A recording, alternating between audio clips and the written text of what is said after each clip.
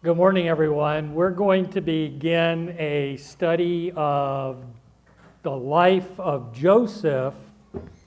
And that's all, the plan is it'll kind of take us through the rest of, today, and then we'll get into May. So by the end of May, we'll be done and at least cover what we can cover on this. There's a couple of reasons to do Joseph. One of the big reasons is that our vacation Bible school this summer is doing Joseph. And I know, right, we're the older adults maybe in here, but it doesn't mean that we can't be involved and all of that kind of stuff. And so this will kind of give us some of the background to Joseph. If we're involved in the vacation Bible school, good. But the other, even if we're not, we just finished James. And one of the things that we noticed in the book of James is that we ought to count it all joy when we fall into various trials, knowing that the testing of our faith produces perseverance, and we're to allow that steadfastness, perseverance to continue so that we might be complete, entire, lacking nothing, right? But if we lack wisdom, we're to go to God. Well, we're going to see Joseph go through a bunch of trials, right? Any of us that know the life of Joseph know it's a lot of trials in that there's this compressed time of about 15, 20 years that it's just constant. And it was even before that, right, as a teenager growing up. So those are kind of the things that we're looking at. The third kind of piece that goes with this, so one, this is kind of a way to look at the application of all of the stuff that James said as far as dealing with difficulties in life and what we should be trusting or who we should be trusting through those. Secondly, we have this whole idea of the picture of Joseph and Jesus. We're never told that I know of in the Bible, in the New Testament anywhere, that Joseph is a type of Christ. Right? There's never that statement. But when we read John chapter 1, verse 11, he came into his own and his own received him not, and we see Joseph coming to his brothers because his dad sent him to his brothers, right? What do? Oh, look, here comes they don't use the word, but it's probably in the back of their mind. Oh, look, here comes the heir. Let's take him and kill him. Well, Jesus tells a parable in Matthew, the 21st chapter. Now, I know there's some circumstances that are different in the parable, right? It was this vine dresser who lent out the vineyard, and then he sends his son finally to look for the fruit of that vineyard, right? But there are some parallels there. But I also want you to think in terms of Abraham. I think I brought this up a couple of weeks ago. The promise to Abraham is through thy seed all nations shall be blessed. And think about the picture of who gets blessed by what Joseph accomplishes, what God accomplishes while Joseph is in Egypt, right? All the nations have to come to Egypt to buy bread. So they're all blessed by being able to come to Egypt to buy bread, and why, right? All of this. So to me, it's just one of the, if you don't think that's a mini picture, I'm not going to fall out with you. I just think that it's something to kind of think about, right? It's just something to store in the back of your head that goes with it. So these are the generations of Jacob. I know I kind of jumped in. That's verse 2. Verse 1 tells us that Jacob is doing what? He is sojourning, right? He is sojourning in the lands where his fathers were. right? That's Genesis chapter 37, verse 1. Jacob lived in the land of his father's sojourning, in the land of Canaan. So again, there's no permanent possession statements here. There's a plot of land that's been purchased, but other than that, they're still seen as sojourning, right? They're still these strangers and pilgrims, even in Canaan, right? So we're eventually going to get to Egypt in this. So verse 2, these are the generations of Jacob. Joseph, whoa, wait a minute. What just happened, right? These are the generations of Jacob. Joseph being 17. Well, why? Well, that part of it is we'll talk about in just a few minutes, right? Why are these generations talked about the way that they are? Because we're really coming to a culmination here in this particular part. So that's our plan. I'm going to go on and read the first 4 verses, and then we'll stop and have a word of prayer and get into the rest of our lesson.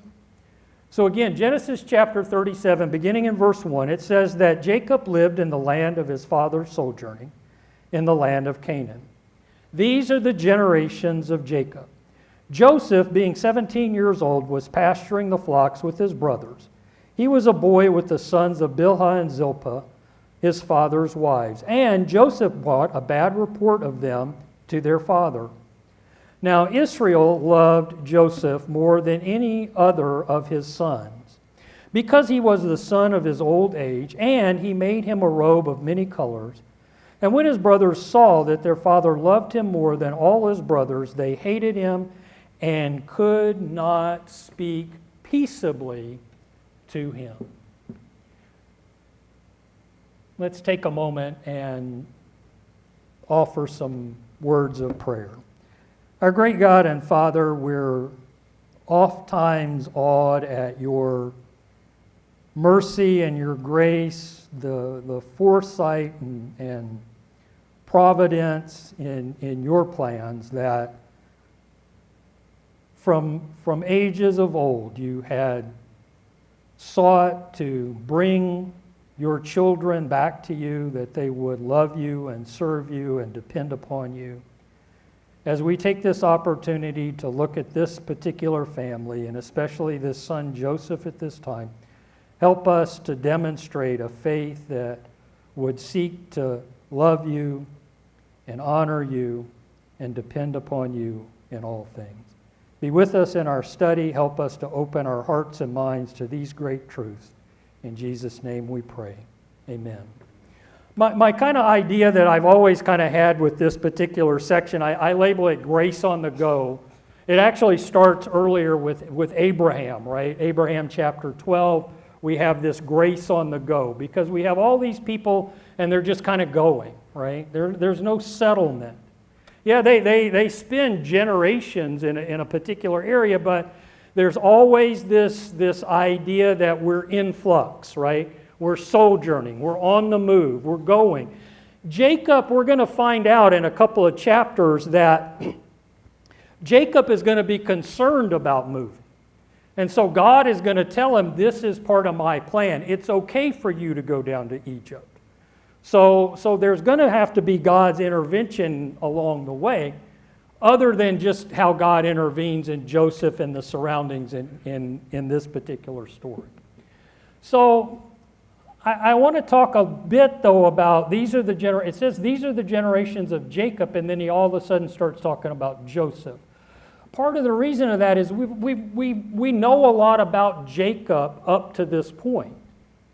The fact that this is a phrase that's used, you may not be able to see that, and I'm sorry if you can't, but these are the generations of, or this is the book of the generations of, is used 11 times in the book of Genesis. And it is used twice of one person. So really there are 10 generations that are talked about.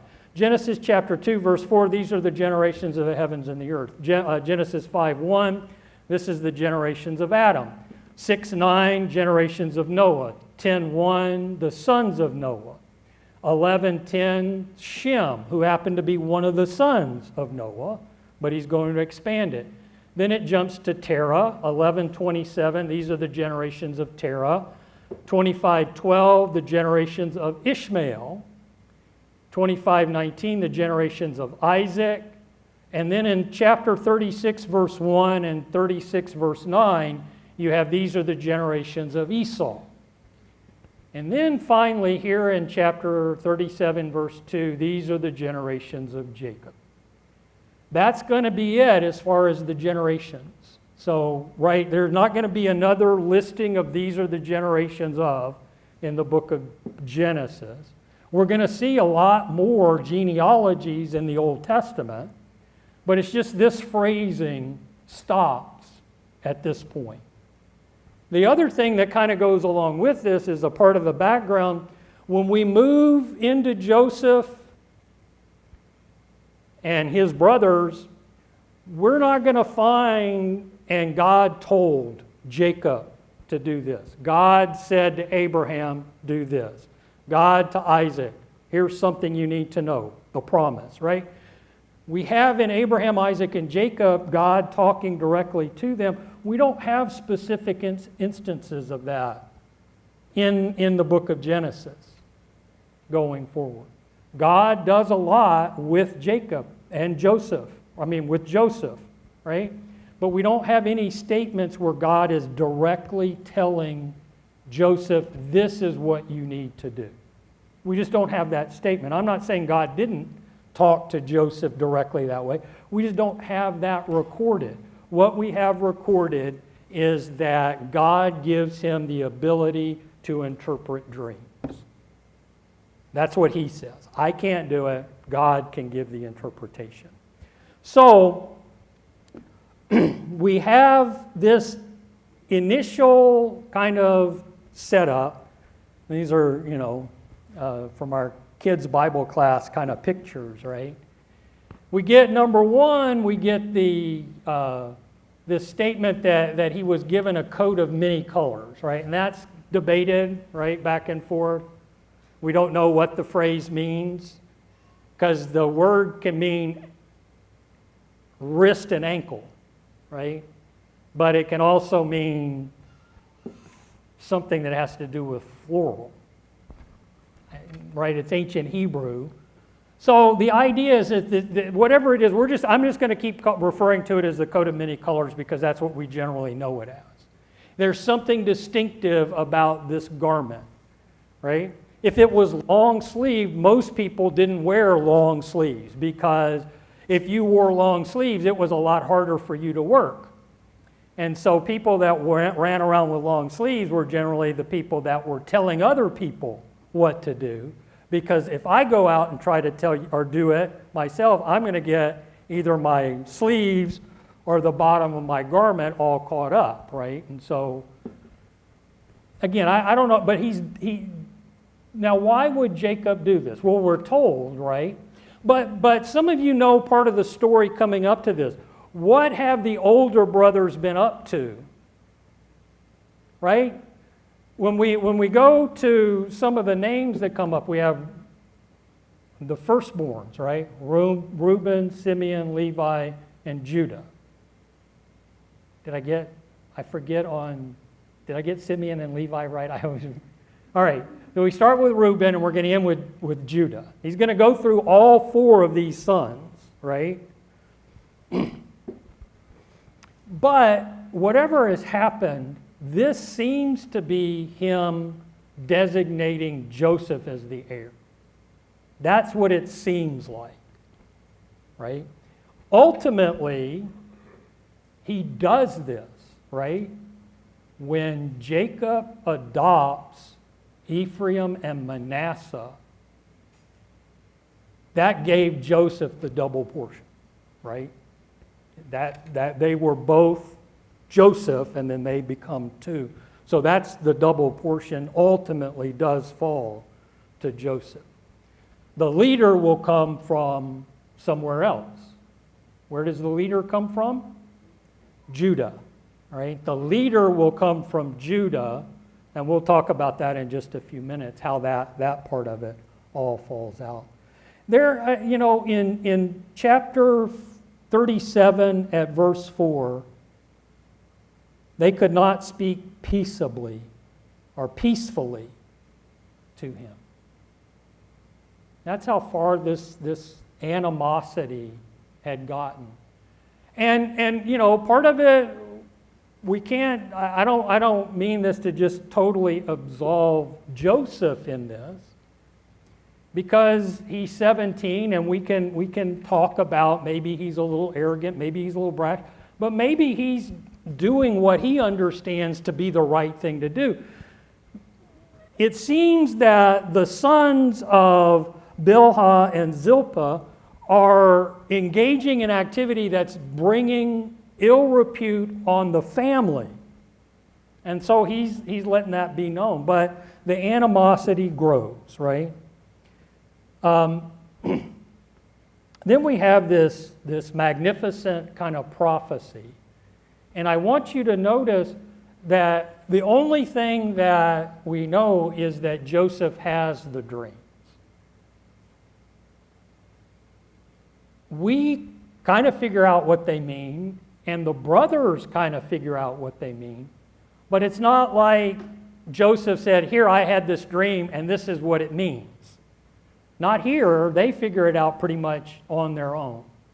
And so we kind of know it. Let's go through it. I'll read it in just a minute. But he has these dreams where they're out and they're harvesting the field, and he has a big sheaf, and then there's these 11 other sheaves, and they all bow down to the one sheaf. So 11 bow down to the one.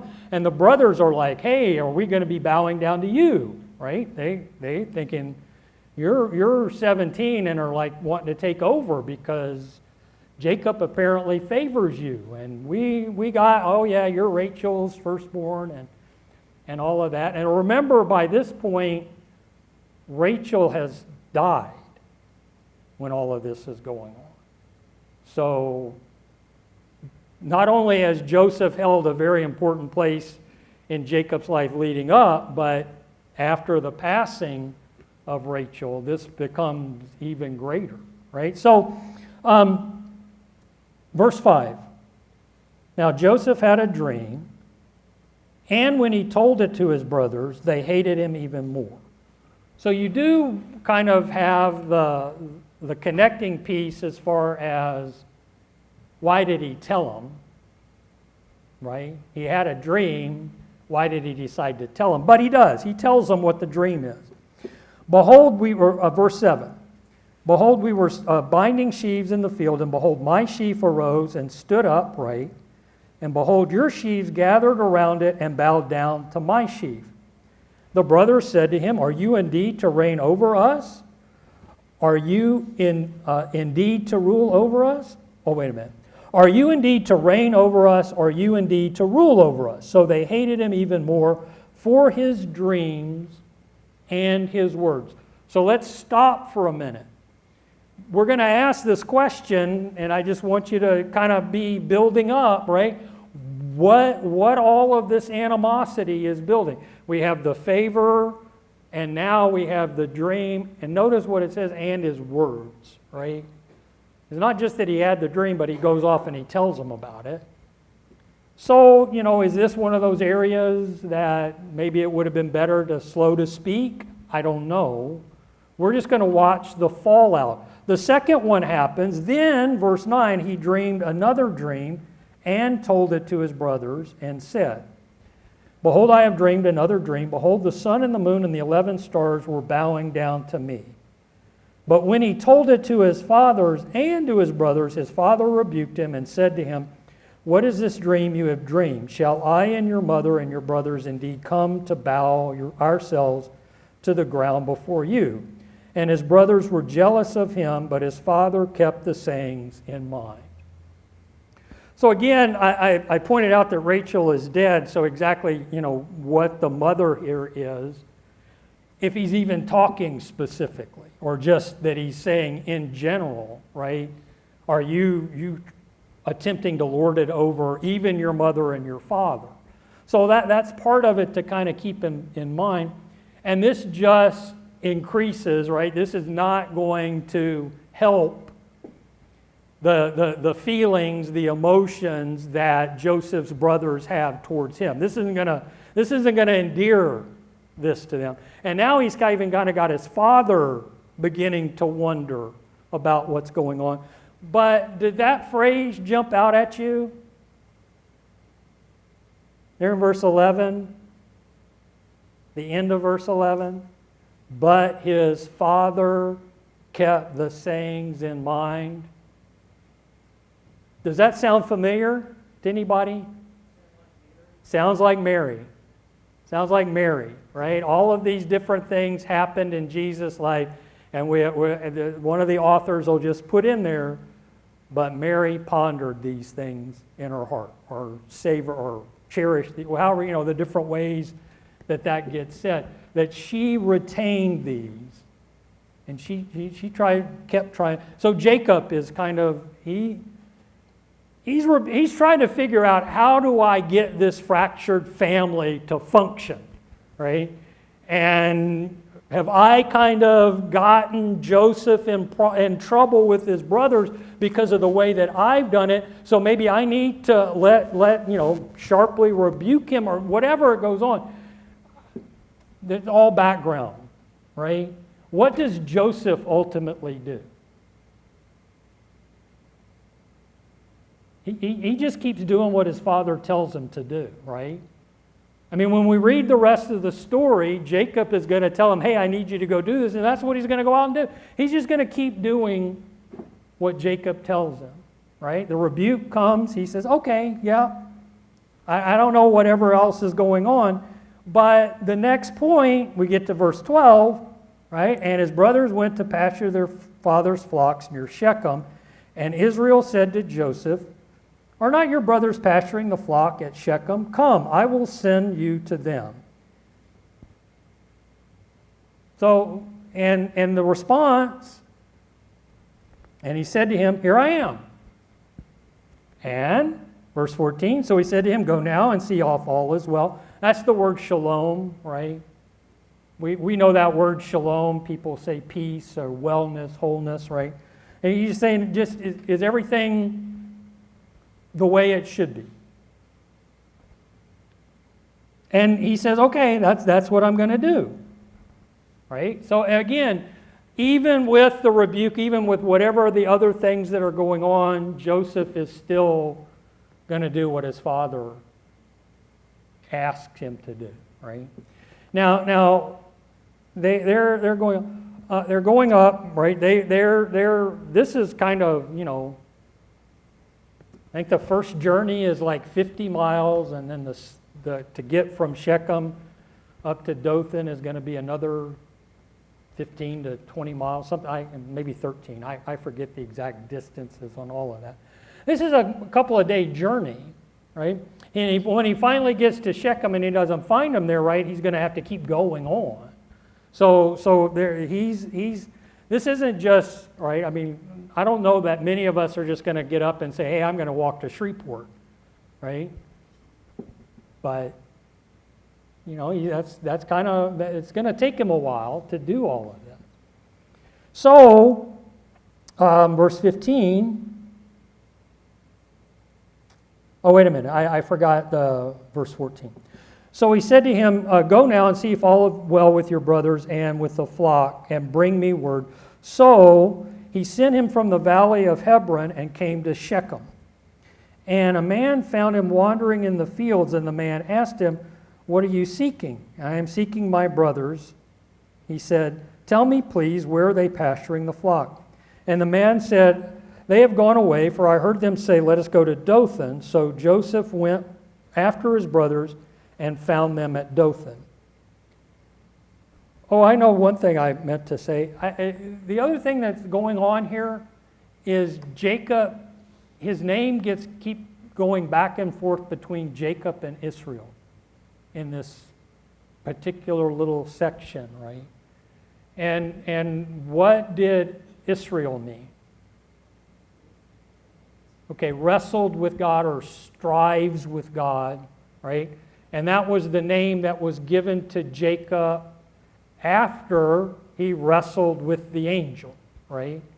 And then his hip was dislocated, and right, the limping, and why are you limping?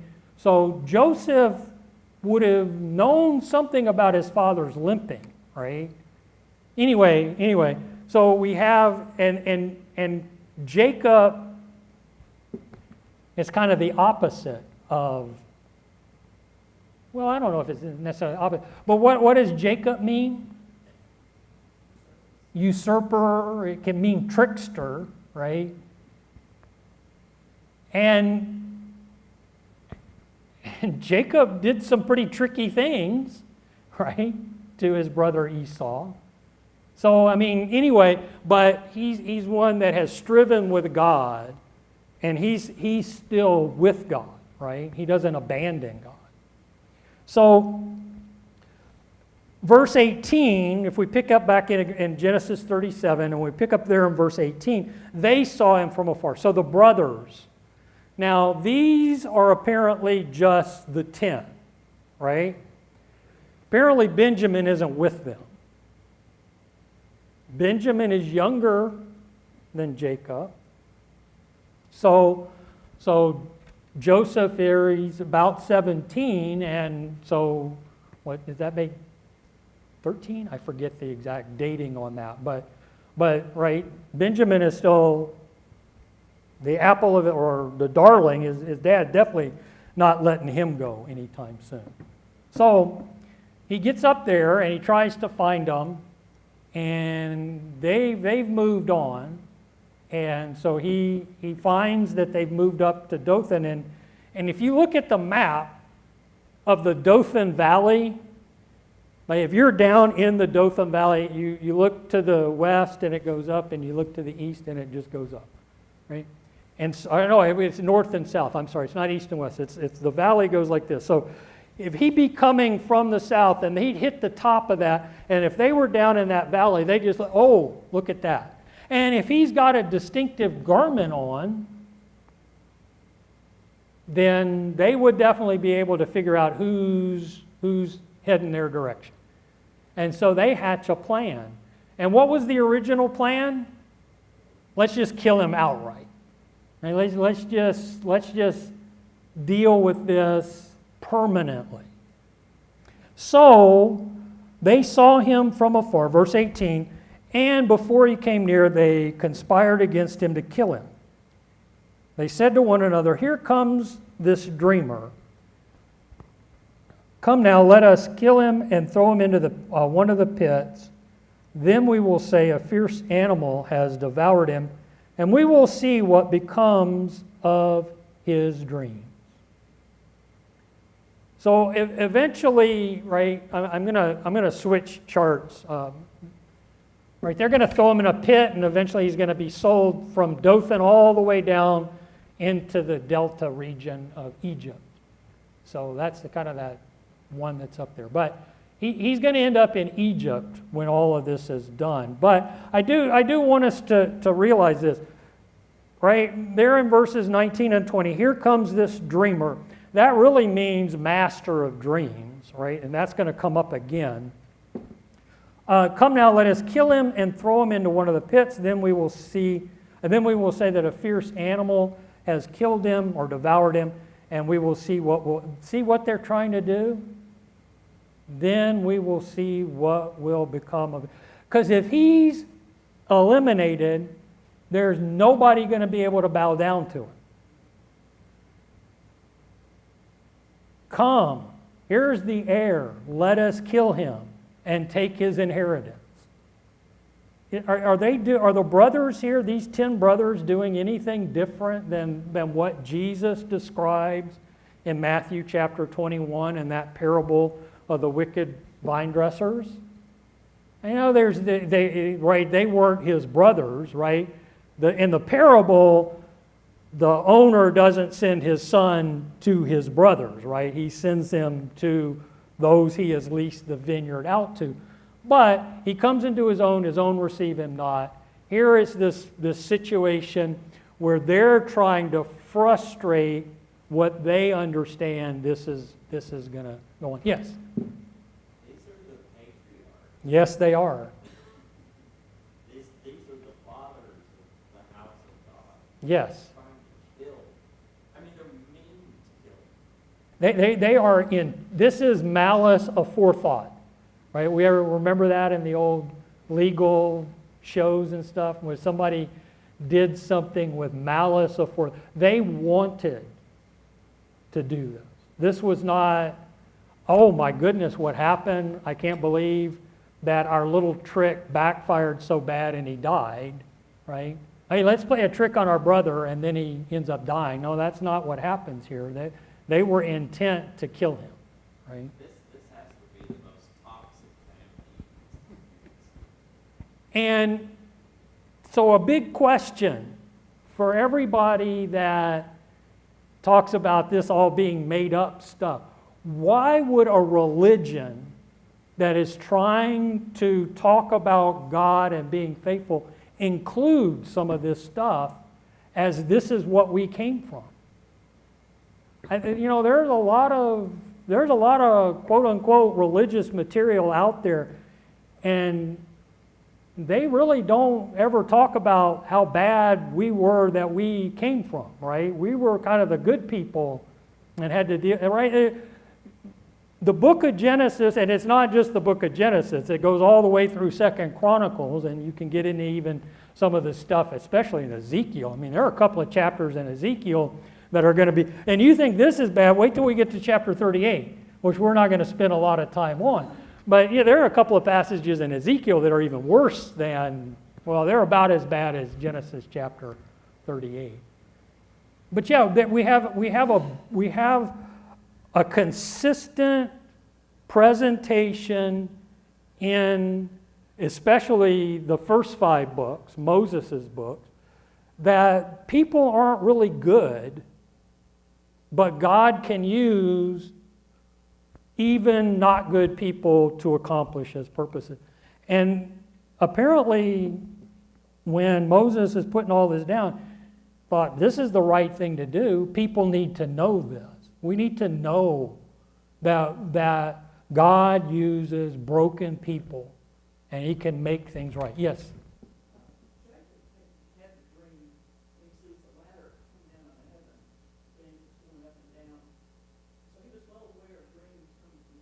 Mm-hmm. He shows a little lack of faith when he tells Joseph, or I and your mother and your brothers going to bow down to you. You should have realized God, he said it twice. Yeah. He's given the sheep, and he's given the one with the sun, moon, and stars.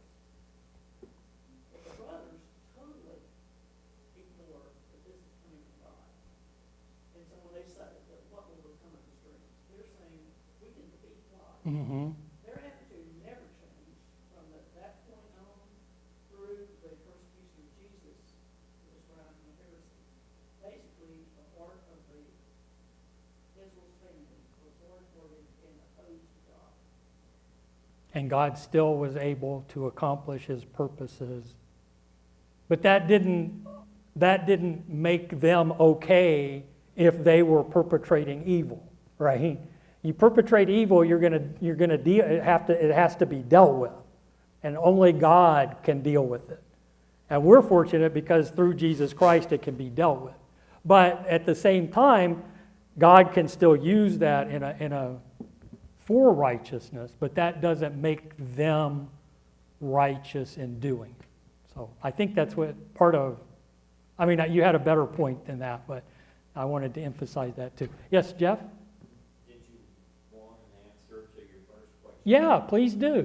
Okay, well, I mean, there's 4 different mothers for these kids, and 2 of them are sisters who hate each other, and the other 2 are their slave girls, and their father is playing favorites, only really loving the ones from the wife that he wanted in the first place that he didn't get because his father-in-law deceived him on their wedding night, and then he's already got issues with his brother who he thought was going to kill him. I mean, this is not a normal home life. No. And help me here. Leah has passed at this point too. No? Is that going to be later that Leah passes? Okay, so that's going to be later. Sorry. So remember, Leah has 6 sons, correct?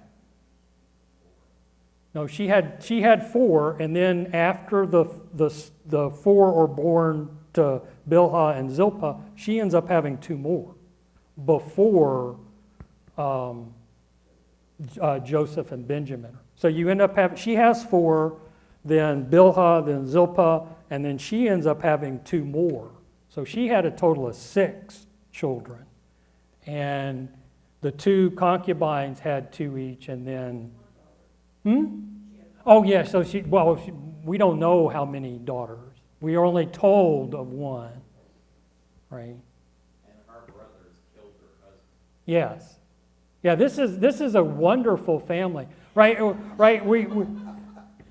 And we hadn't even talked about Reuben yet, right?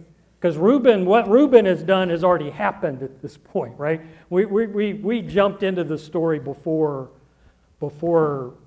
after what Reuben has done, right? So Reuben is on the outs already because of what Reuben has done. Simeon and Levi are on the outs because of their response to what Reuben has done, right? Yeah, anyway, it's tied up with a bunch of events that lead to that. Anyway. So then, did we get that far? So they saw him from, let's kill him. So verse 21. Okay. Again to chapter 37, verse 21. But when Reuben heard it, he rescued him out of their hands, saying, let us not take his life. Let's don't kill him. And Reuben said to them, shed no blood. Throw him into this pit here in the wilderness, but do not lay a hand on him, that he might rescue. Okay, so that's what he said to the brothers. Here's the thing that we need to know. He said this that he might rescue him out of their hand to restore him to his father. So, based upon Reuben's association with his father, is this maybe a way that Reuben is thinking, I can get back in with my father? Hey, look, they wanted to kill him. I saved him. Dad, your guy with coat with many colors, I rescued him from what the brothers wanted to do to him. I don't know. But anyway, he wanted to rescue him so that he could restore him to his father. But we get to verse 23. So when Joseph came to his brother, they stripped him of his robe, the robe of many colors that he wore, and they took him and threw him in a pit, and the pit was empty. There was no water in it. Okay, so what are these pits, right?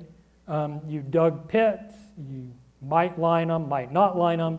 And when the rains came, the pits would fill. And so you'd have some water for a while. But eventually, the rain stopped and the water leaked out and the pit would be just empty, right? So there's no water in it. He's just down there in a pit. He can't get out. So if they leave him there, he's just going to die, right? He's going to starve to death and dehydrate because he can't get out. So there's going to be another part that comes to this. So Reuben has tried to step in and say, let's not shed blood. Let's just throw him in a pit. And then verse 26 shows up, right? Verse 25 shows up, and I picked up verse 26 on the screen. Then they sat down to eat, and looking up, they saw a caravan of Ishmaelites coming from Gilead with their camels bearing gum, balm, and myrrh on their way to carry it down to Egypt. Then Joseph said to his brother, what profit is it if we kill our brother and conceal his blood? Come, let us sell him to the Ishmaelites, and let not our hand be upon him, for he is our brother, our own flesh. And his brothers listened to him. Then the Midianite traders passed by, and they drew Joseph up and lifted him out of the pit and sold him to the Ishmaelites for 20 shekels of silver, and they took Joseph to Egypt. When Reuben returned to the pit and saw Joseph was not in the pit, he tore his clothes and returned to his brothers and said, the boy is gone, and where shall I go? Then they took Joseph's robe and slaughtered a goat and dipped the robe in blood. And they sent the robe of many colors and brought it to their father and said, "This we have found. Please identify whether it is your son's robe or not." And he identified it and said, "It is my son's robe. A fierce animal has devoured him." Joseph is, without doubt, torn to pieces. Then Jacob tore his garments and put sackcloth on his loins and mourned for his son many days. And all his sons and all his daughters rose up to comfort him, but he refused to be comforted, saying, "No, I shall go down to Sheol to my son's mourning." Thus his father wept for him. Meanwhile, the Midianites had sold him to Egypt, to Potiphar, an officer of Pharaoh, the captain of the guard. So Judah steps in, right? Reuben is kind of stepped in. And apparently Reuben has got other stuff to do because he's not around and then he comes back. So again, I don't know exactly what all the transparency. They throw Joseph in the pit. They decide not to kill him outright. Reuben has a plan to try to somehow rescue him and restore him to his father.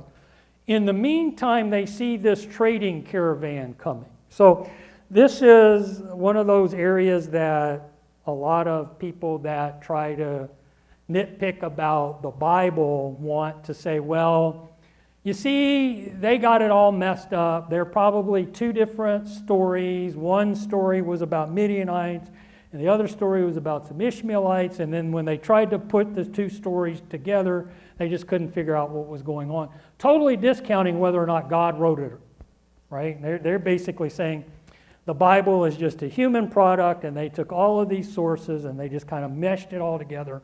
And so whatever they did here, they got it all messed up. There's a big problem with that. Yes, Midian refers to a people. Who was Midian? Keturah. He was Abraham's son by Keturah, which would have been after Sarah passes, right? Many sons had Father Abraham. Anyway. But who was Ishmael? Okay, this goes way back, right? So the Ishmaelites, there's never outside, well, I shouldn't say outside the Bible, there's never any time when Ishmael is referred to as a geographic location. The funny thing is that Midian is known as a geographic location, right? And does anybody kind of know where it is? We're not gonna do it here, but eventually Moses is going to run off to this land, right? And so if you think of where the Sinai Peninsula is, right? And so, right, you have that one area that goes up and goes by Egypt, and then you have the other area that goes up the other side of the Sinai Peninsula, and then that big Arabia over there. That first part of Arabia right there is the land of Midian. So, Midianites were people, but Midian was actually a media. This was also known as a geographic area. So the only point to make from this is that this may have been traders from Midia that are making this big arc that are going back down into Egypt because they've been collecting all of these balms and gums and stuff. And now they're going down, and a part of them happen to be Ishmaelites. Again, I don't think that this is some big confusion of trying to marry, that there were one story had it Ishmaelites and the other story had it as Midianites, and then they tried to put the two stories together. Yes, Jeff? This is always hilarious to me, that the ancestor of the Jews figured out a way Yeah. And we're going to see that Jesus is going to deal with that in the Gospels, where they're still doing it, right? They're still making money off their brothers in the New Testament, right? That's overturning the table of the tables. So he ends up, one thing, this is the Potiphar, right? He has a pretty important name, right? This we don't know it, right? Because it's an Egyptian thing, but this is favored of Ra, or favored of Re, and Ra or Re was a really important sun god in Egypt, right? So this guy Potiphar, his name means favored of Re, or favored of Ra. So I mean, he's a right. He has a very important name. We know that he's associated with Pharaoh in some way. Okay, we're going to come back to some of this. He sold for, it's 20 weights, right? There weren't coins yet at this point. Silver would have been done by weights, and so a piece would be this particular, and it was archaeology tells us it's about 11 ounces, somewhere between 11 and 12 ounces. The interesting thing here is on the 20 is that this ultimately is going to become part of the law, right? That if you value someone that's between the ages of 5 and 20, their value based upon the law in the sight of God, it's 20 pieces of silver, right? And you can read about that. It's in Leviticus, the 27th chapter. It goes through that valuation. But again, that's not here. We have several things that look like the later law, right? But the law hadn't been given, right? So the 20 pieces, the 20 weights here isn't because God said so in the law. This happens to be what they had agreed upon. It just happens to be something that we see later on. It happened, I'm going to, real quick, it happened at that time, chapter 38, that Judah went down from his brothers and turned aside to a certain Adullamite whose name was Hira. There Judah saw the daughter of a certain Canaanite whose name was Shua. He took her and went to her, and she conceived and bore a son, and he called his name She conceived again and bore a son, and she called his name Onan. And again she bore a son, and she called his name Selah. Judah was in Kezib when she bore him. All right, so I'm not going to spend a lot of time. Like I said, chapter 38 is really ugly to me. It's an important chapter, though. I don't think that we should neglect it. One, Tamar, who is ultimately going to be part of the genealogy of Jesus, is in this chapter, right?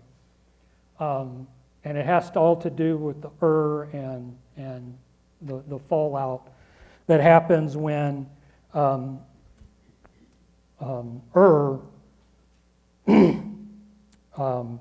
verse 7, this says it, right? But was Judah's firstborn, was wicked in the sight of the Lord, and the Lord put him to death, right? And then Onan's going to be wicked and all of this kind of stuff. And I think the other point that I want us to see is take a moment, just go through the chapter. So next week, read chapter 38, and then for next week, be ready with chapter 39 and 40, and notice the big difference, right? God needs to get the children of Israel out of Canaan because of the influence of the Canaanite on the children of Israel. And this is this is an excellent example of what the influence of the Canaanites were having on the children of Israel. Specifically, his sons, right? The real children of Israel. And this is what the land of Canaan is doing. God needs to get them out. God's going to get them out. God's going to put them in a place where they're going to be left alone for about 400, not totally left alone, but they're going to be kind of isolated for almost 400 years, right? The Egyptians aren't going to want to have a lot to do with them down there. they're going to be kind of left to their own to do their thing and become a great nation, right? And they're going to be able to do it not influenced by all this stuff that's going on in Canaan. Well, anyway, thanks everybody, and we'll pick up in chapter 39 next week.